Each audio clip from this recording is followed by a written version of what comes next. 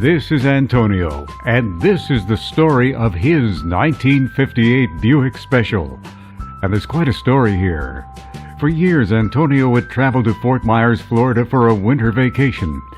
One day, he noticed the Buick in the garage of a local resident and worked up the courage to ask if it was for sale. Well, the owner said he had no plans to sell the car.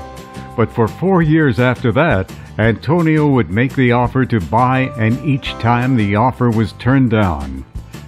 But finally, there came a positive reply. Persistence paid off. This car is all original. Everything that you see, seats, everything is original, molding, nothing. Just, it was painted once, nothing else. There's some history to this Buick. This car was sold in Detroit. And I have the license plate and I have the sticker in the back of the dealership. Then it was driven to Pittsburgh, and out of Pittsburgh they went to New York. And from New York they went to Fort Myers, and they've been there for the last maybe 10 years, 12 years. This is a smooth running highway car, and the big 364 engine purrs like a kitten.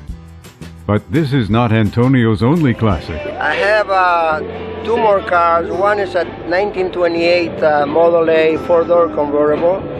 In 1931 Chevy 4-door convertible, only 850 built like mine. But it's not that the history of my cars. My cars, they coming from South America. I bought them I used to live in Uruguay. It's a small country, and I seen those 2 cars and I got in love, and I bring them to Canada. Oh yes, there's more. I have 2 1959 Ford retractable roof, and they're beautiful cars, and I love cars. The interior of this car is flawless with luxury appointments. All of this to create a comfortable ride with lots of legroom. The dash is clean and yet elegant. Full stainless wheel covers. Notice the huge bumper bullets on the rear of the Buick. This is a 4-door family model, kept in superb condition for its age.